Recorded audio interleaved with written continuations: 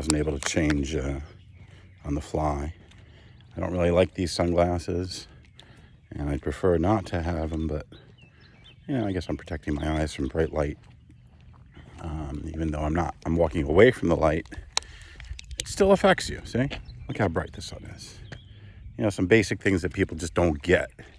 If you leave something that has some color to it in the sun, even for like days, certainly a week or two, it's going to fade. The unfiltered rays of the sun clearly are capable of doing all kinds of things, and yes, damage even to our cells, even to our, as people who maybe were beach lovers or tanners, tanning salons or sun lamps, as maybe they did back in the 60s or early 70s. Before people knew better, before science showed what it showed us, the sun itself can do some serious damage.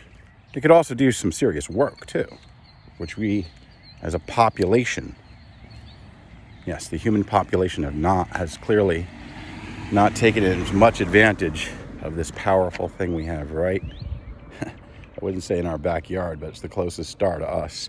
Right here, the sun, the sustaining powers of the sun. Of course, we could use the sun to help solve some crises that we're currently facing.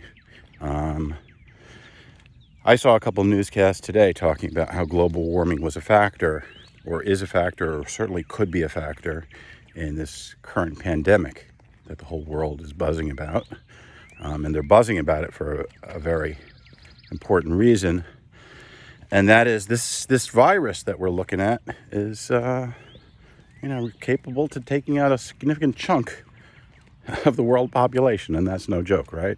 If you value your life, you value, some people work really hard to gather nice things, to have a nice home, to have a nice car, to go on vacations, and people are not so interested in just giving those up out of hand.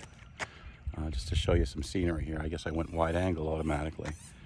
The sun is bright. Here I am in a different part of the country than I'm used to. And the fact that I'm talking as I'm walking, is also kind of contributing to my exercise. Exercise is a basic human need. And if as a result of this pandemic, for some reason, you have used that as an excuse not to get exercise, I'm telling you, and I believe what I say, if the virus doesn't get you, the lack of exercise will. I'm pretty positive that no matter where you are these days in this country, because of the lockdown, because of what's going on, you'll probably find that the streets are not particularly crowded in general. And, we got to manage how we can manage while this pandemic is in play. I'll pause for a second.